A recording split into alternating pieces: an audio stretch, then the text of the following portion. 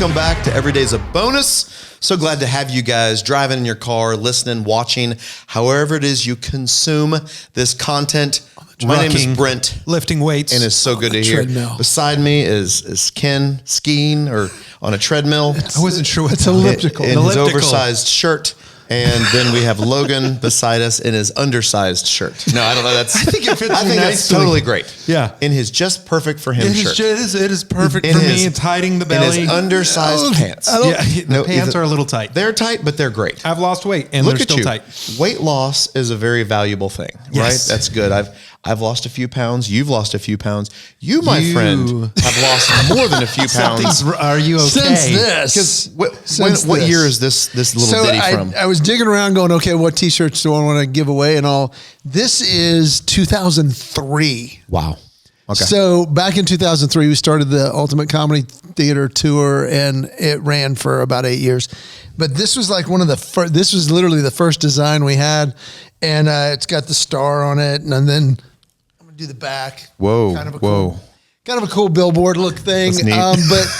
That was neat. Thank you for doing that. Yes, it was, do something different. I wanted a hug. I think everyone watching just looked at your butt. Yeah. Oh, you said butt. Okay. But he touched the butt. Hey, that was good. But no, Nemo reference. Yeah, back then we had young kids and I got to the point where I'm like, I am not buying bigger pants. Yeah. And so I started going to the gym, ended up losing about 65 pounds since then. So man. Lost a small human. And this actually was one of my comfortable shirts. Really? I would love to see a picture of you. I know you would. So I want to see it. Is Heather excited about all these shirts you're finally giving away? Because they all have been like 30 years old. Not all of them. No, there's a lot of them that are newer ones. She's excited from the standpoint of she's very much wash the car rag or give them to some viewers. Let's give them away. Great. Yeah. So she just likes me doing different. And so as people have given them to me, I'm like, I'm going to start just donating. I like that. Instead of donating them, I'm going to wear them on here and give them away. We get it. Tax write-off. Sign it. It's smart. It's smart. It's smart. I think it sounds like I heard you say you got into the gym and you were like, I got to get serious about this. So I'm sure gym is important at some point. Eating healthy is probably at some point. I've discovered that you got to find what you enjoy doing at the gym or you'll stop doing it, right? Boy, isn't that the truth? So I thought, you were talking about last week, you were talking about the marathon. We were talking about running. I found that running on a treadmill for me, it eventually hurts my feet and knees. But I figured out if I'm on a stationary bike, I will ride a bike for 30, 45 minutes, hour and get my heart rate up. Forever. I almost said forever, but I won't. Eternity. That's heaven. Jesus. But I realized that if I ride on a bicycle, that I will actually do that. So Kirsten and I, we got some electric bikes just recently, right? So we've been really, we're getting the fresh air, but none of these the ones you elevated heart pedal? rate. Oh, it's called electric assist. So as long as you move your foot just about a millimeter, the motor kicks in. Kirsten fought it for a while, and once she realized how much fun we could have together and how far we can go, she was all in. But we've kind of, I'm sure we've lost some of the art of, as a kid, bicycles were the stuff. I mean, you could not wait. The deal. That was the Christmas gift. That was the Huffy Racer, whatever thing they had back when they invented bicycles, unicycles, you had whatever. The one with the huge front wheel and the tiny two back little wheel. Yeah, Oh, that's so mean. You're not that old. You're not old, Ken. But bicycles were a lost art now. But when we were kids, it was so valuable. We didn't have GPS. We didn't have a way to, no cell phones, right? You would just ride and then you hoped you made it back by dark, I guess. I mean, it was like your parents said. Street lights. I could hear my mom Street yelling light across gets the on, neighborhood. you get home. Yeah, get home. Yeah. When it starts getting dark, come when on the street home. lights come on, One time my parents, they made me, we were going to a new church. We had moved from Washington State to Texas. We're at a new church and my parents wanted me to make some friends. And so they said, invite one of these guys home. Leave on your from bike. Church. Find people. Yeah, go find the world. Don't Jesus come said, back go. till I'm you about got to friends. go. But I had my bicycle and I had my dad's bicycle. And so I invited a guy home. His name was Dave Murgatroyd. Okay. Glasses. Murgatroyd. Yes, Murgatroyd. He was in a group. He was a Decepticon. When I was in middle school. That does sound very okay. Whoa, just hold okay. it. Don't touch I'm the good. microphone, Ken. Don't touch it. So Dave Murgatroyd comes over to my house, bow tie, suspenders, glasses. No. He did not bring any other clothing. You know, after church when you were a kid, you change clothes and you get your play clothes on. Yeah. You have your play clothes. He did not bring play clothes. And I'm like, oh, why is Dave Murgatroyd here? And so I'm like, you know what we're going to do? We're going to go on a bicycle ride and I'm going to lose him. So my idea was I went 6th grade now. Friend. I'm riding through. This is such a bad time in my life. I can't believe I'm sharing this, but bicycles bring up this. And so we go off in some neighborhood that's next to our neighborhood. And I know where I'm going, but I try to make enough turns to where Dave Murgatroyd doesn't know where he's going. So eventually I'm like, hey, Dave, I'm lost. I don't know how to get home. I know that it's Texas heat. I'm in my shorts and t-shirt. He's in his bow tie, suspenders, glasses, long his dress pants and shoes. And for hours, we are riding around. And Dave Murgatroyd's like, I don't know where to go. And I'm like, I don't know either. Let's just keep going. Not from here. Yeah. This is before everybody carried bottles of water. You're just like drinking your own sweat. You know, there's off your a arm. hose. Yeah. So we were driving around, sweet Dave Murgatroyd. No concept of where to go. We don't know the north, south, east, west. We don't have GPS is not a thing. Eventually, after a couple hours, I'm like, all right, Dave, I do know where to go. And I rode us all the way back to my house, and we went back to church that night. He's still in his bow tie and suspenders, right? And I'm in a fresh crop of clothing. He's sweat stains everywhere. And I apologize. And you want to know something really interesting about not knowing that? He became my best friend and best man in my wedding. No. And still to this day, Oh my Dave Murgatroyd, he lives in Boston with his Dave's wife listening. and his family. So Dave Murgatroyd, well, my best friend. I just texted him the other night about something. And so anyway, awesome guy, loves Jesus, loves his family. But it all started with not having directions. What? You never did told that me. on purpose? Yeah, you never told I was helping you. Welcome to confession with every day's a bonus. Thanks, Dave Murgatroyd. No, Dave knows this story and he knows what I did to him, but we turned into best friends. So what a loss of direction and not knowing where we were going turned into a friendship that has lasted a lifetime. I don't think his name was Dave, but I was doing a show. First time I'd ever been to San Diego. Okay. And I was supposed to do Sunday morning. And so I'm like, hey, I got a late flight. This is pre-GPS. Okay. This is back in the day. And the guy says, oh, yeah, for sure. Well, youth pastors are horrible at giving directions and details. He goes, oh, man, you'll be fine. I'll just, let me give you the directions. So he gives me directions. That'll get you to the hotel. And then here's directions to the hotel. And I'm like, all right. So I landed at like 11:30. Driving to the hotel. And it is not where he said it was. And I'm just like, oh, my goodness. And I call him, he doesn't answer. And so I backtrack. I'm like, this doesn't make sense. And so the next day he said, so how'd everything go? And I'm like, well, the directions you gave me, you said to go here, here, and then take a right on this road and it goes to nowhere. And he goes, oh yeah, you're supposed to take a left there. I said, yeah. And he says, well, how were the rest of the directions? Pretty much useless after the wrong turn. And he goes, oh, yeah, I guess so. And I'm like, how were the rest of the directions? And I'm like, were the rest close to accurate? Yeah.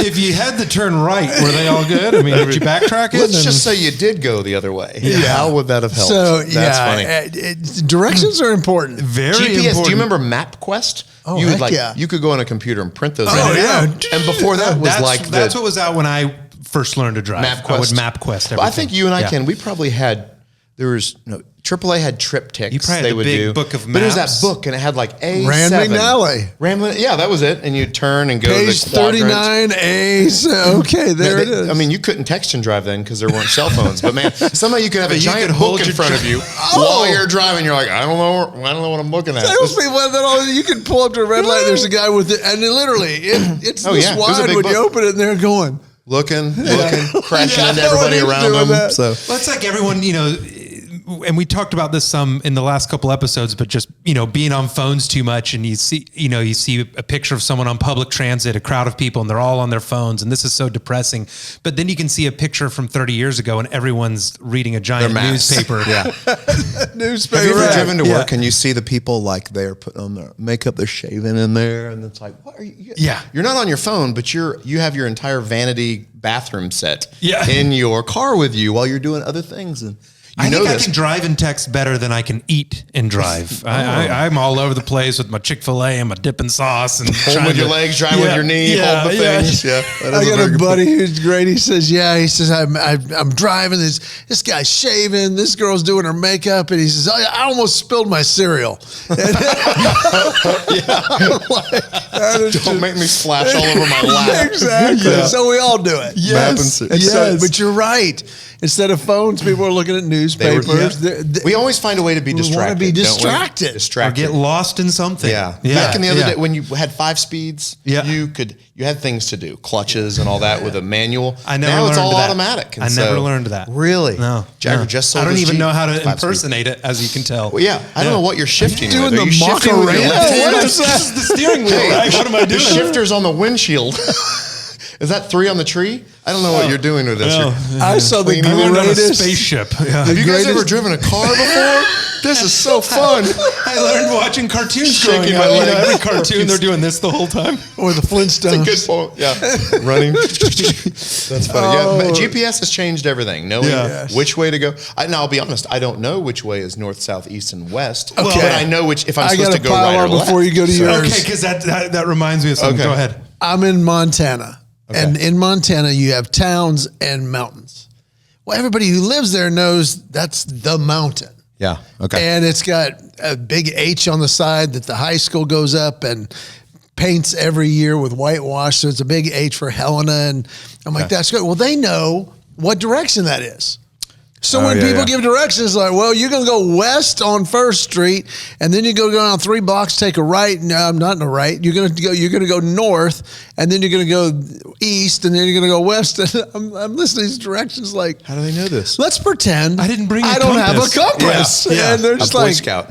They have no concept because everybody knows the direction because of the mountain. Ocean town's the same. If you live on the water, you know directions well. But there it is. I mean, everyone knows the sun rises in the east and sets in the west. But it's easy to everybody. Let me write that down. What? I'll say that later. To me, but I love doing this with some of the groups that I work with. Everyone knows, or at least is familiar directionally, but you can walk into a building and completely lose sight of where you are. Oh, I couldn't tell you right now. Yeah, I'll do this exercise with y'all right now. What I'll do is I'll say, okay, I'm going to count to 3. When I say 1, close your eyes. Okay. When I say 2, I want you to point in what direction you think is true north. And I've got a giant picture of a compass on the screen, of course. I want you to point to true north. And then when I say 3, open your eyes and keep your arms pointed wherever you pointed. And let's just look around and see what everyone guessed. Sure, we can do it with the 2 of you. When are you going to start counting? 1. Oh boy, close your eyes. Directions. 2, point. Which direction is north? 3, open your eyes. Okay. Brent, that is up. What? He lives on the space shuttle. That's Jesus. That is at the right hand of God. Yeah, that is north. Okay. Wow, let me pull up my compass. On a map, it's always up, right? Okay, north. Ken, you were close. It's actually the complete opposite way. Is it really? That's bad. The building must be crooked. That's what we're in right now. When you're in a room with a couple hundred people that all work together, I'll bet. And they're all pointing 100 different directions, they all start laughing, and I go, okay, keep your arms pointed there. Let's just think about this now. Let's pretend we're all in a giant canoe together. And I'm your leader because I've got the microphone. I'm the one talking. And I say, okay, everyone, we need to go true north. We got to go north. The only way we're going to live is if we go north and start paddling, okay? Any other direction, we're going to die on the water. So everyone start paddling in the direction you were just pointing. Where is that boat going to go? nowhere. You're doing nothing. You're just doing this. I'm going to be floating in the air. Yeah. I'm going to be hovering above the water. Yeah. The tractor beam sucking me up. Yeah, but that boat's just spinning. Yeah. We're splashing each other. We're getting frustrated. People start arguing. No, we need to go that way. No, we need to go that way. And what's the point? The point, there's so many different leadership lessons we could take away from that, or just life lessons. It's important as a team, as a family, to have a goal, have a direction that we're going. But if we just talk about it one time and then just all start doing our thing, and we're not checking in to make sure we're on the same page and that we're moving in the same direction towards the same goal together, what's going to happen? Meaningless. We're going to be like that boat, and we're just going to be spinning and getting frustrated with each other. No progress. Even if you get off just a little bit and you think we're headed towards that goal, but this was the goal, but we're actually going this way. As we continue, we're going to get further and further and further from the direction we originally intended. Yeah, that's good. Wow, that's crazy to think about. My wife's directions usually are just like, at that rock, go to the right, and at that rock, go to the left. But it is very, very, sorry, Kirsten, I love you. But it is very, very valuable when you know the direction you're going. We've recently brought this into the world of budget, to be perfectly honest. We've got, one daughter at Liberty University, and the son is off Liberty University in it soon. And so we realized. Do they charge tuition there? Somehow college is not free. What? I don't know. Especially when it's When private. did that happen? This is weird. But we realized we needed to do that same thing with even budgeting. We were like, okay, we got to be rowing in the same direction, because if our goal is here, and if your goal is here, Kirsten, and mine is here, we're not going to. So even in something as, I say simple, I get that budget is a big thing, but we've got to come together constantly every few days to realign that, to make sure we're still rowing our canoe in the right direction. Or else it's easy if after time, like you said, 1 degree is a pretty big deal when you go that direction for long enough. The budget is mine and Mallory's big one too right now. And setting the goals easy. Sitting down, having the good conversation. This is the direction we want to go. That's right. But actually sticking to it and coming together weekly to talk about it and check in, and let's look at the numbers, and are we doing what we said we were going to do? We'll blink and it's been a month and a half. And we haven't done it yet. The budget. We're just guessing. We've instituted, this is a whole nother episode. We've instituted an app that we both share and we use, and we'll sit down over. Yes. Same. Every dollar. So we'll sit down and have our cup of coffee together and actually make it into an enjoyable time, instead of like, it's budget time, get out the yellow tablet. Now it's digital and we can each see what's going on. And that has been a game changer for us. Shameless plug for Ramsey Solutions out there, right? Sponsor us. Sponsor. But anyway, it's valuable to be rowing in the same. But you could almost start, like you were saying, with a group of businessmen. That could easily be a workplace. I mean, it might be a ministry. It might be who you're working with as you're doing mortgage loans. It could be whatever. When you're rowing in that direction together, man, it's so much better. You make so much more traction, get so much farther. I see it a lot in ministry.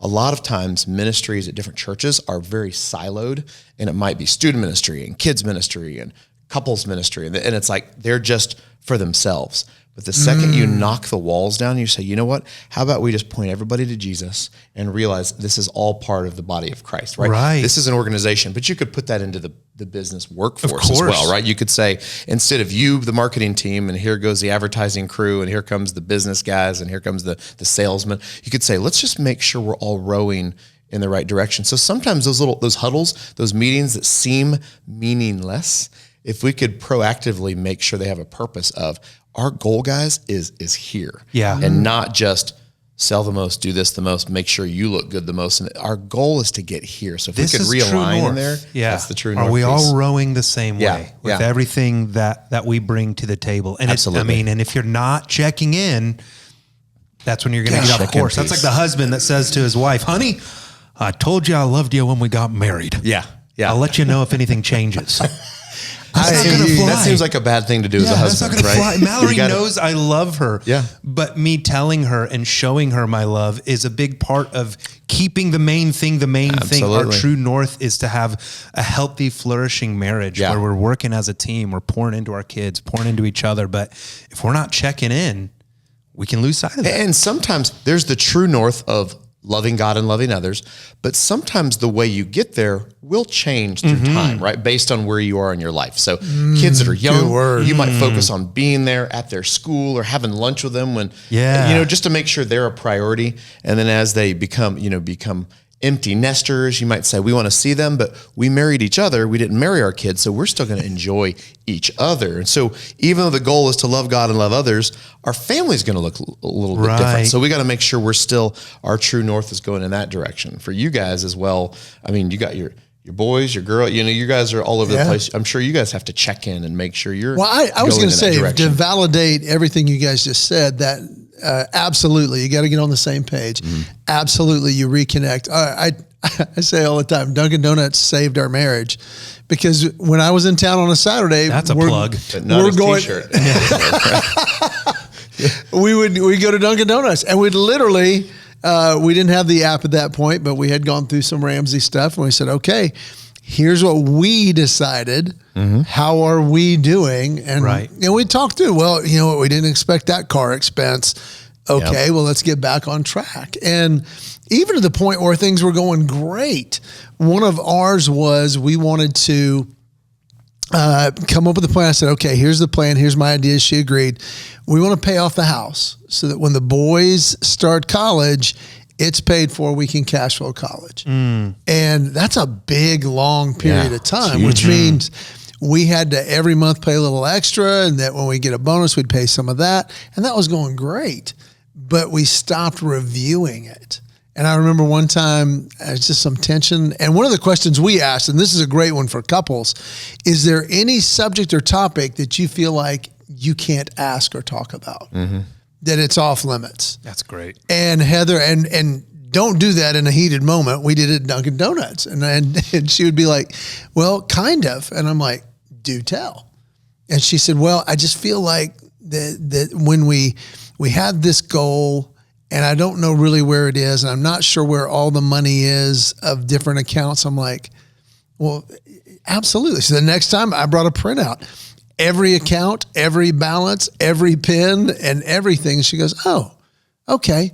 She goes, well, what? This is lower. We're ahead of schedule on the paying off the house now. I'm like, yeah, I've had 2 bonuses the last couple of years, and I just put the whole chunk, which I thought, same page. We're on the same. This is great. And she's like, why didn't you tell me? And I was like, well, we talked about it. And it became a conflict. She goes, because we had some other things that we could have taken some of that money and used for. And I'm like, that's a great point. So even though we were on the same page, same goal, it was a different time. And she's like, well, I think we could have done this instead. And I was like, oh, okay. So there's another part. So I just think that coming back together, but that one question, that would be my takeaway in that true north piece, is just have that with a spouse or a team or whatever, revisit that. And that is a powerful question of, is there any topic you feel like is off limits that you can't ask me about? Or you don't feel like we're completely on the same page? And maybe the healthy questions to ask. And I think for relationships, man, 100%, constantly reviewing that time together, finding your time, what's your thing? What do you guys, where do you connect on and fill each other's buckets? I think in the business world, in the ministry world, it's having that, a lot of people, we've got, a mission statement, or what is the goal for your business? And it's like that needs to be short, sweet. There's always the how to get there pieces, right? There's all those, and those might change and tweak, but it's like, what's your life mission statement? What's your banner that you're going towards all the time? And everything that you do as a business, as a ministry, is pointed towards that. If it's for us and the Westridge Kids YouTube channel, it's follow Jesus and have fun doing it. So we put it all through the litmus test of, and get 10 billion hits and get it's only 6 million. But let's make sure we're funneling it through that same filter. But the church might be, something along the lines of, leading people to become fully devoted followers of Jesus. Everything we do has to be put into, is this leading people to be a fully devoted follower? Well, it's showing that we love football, and so that's great. Does it point us to the true north of leading people to be fully devoted followers of Jesus. In your family now, you know, what is your goal? What is your mantra? What is your verse? You know, each of my kids have their own verses. Maybe we could talk about that one episode one day, but each of my kids kind of have this goal and this purpose and this direction. So we have like our family direction. Then you're always going to have like a daughter and a son and a wife and a husband. You're always going to have these things you're working towards, but you want to have that true north piece in there. So maybe our takeaway today is, if you're listening or you're watching, what's your, I hate to say it again, but what's your little baby step? What's your way you can start getting your direction between you and your spouse rowing in the same direction? And I'd add this, you know, every day we have choices over and over. You come to choices that you get to make, and that's a fork in the road. And you can ask yourself with every one of those choices, is this in line with moving me towards my true north or not? Yeah. And that can help steer you through the decisions of just day-to-day life with work and relationships and everything in between. Well, I'm going to give a tease for the next episode, because there is a fundamental mental mindset that will, I know that was a lot of adjectives. Words. Lots of F words being thrown around here. Yeah. A decision to make a mindset change that multiplies the effect of that true north and getting together and getting on the same page. And it's one part of one word that makes all the difference. And if you get it and you do it once a day, it makes all of that amazing. That's next week. Next episode. Well, come back next week. It's going to be great. You gotta be One word here. change your life. Yeah. So we're never promised tomorrow. So do something today that will impact that true north. I love that. And of course, as the podcast title says, we always remember that every day's a bonus. A bonus. See ya next week. Or do it that way. Yep. That was a boy band. I just wanted to throw you in a boy band. I just wanted to switch it up. That's a musical theater style.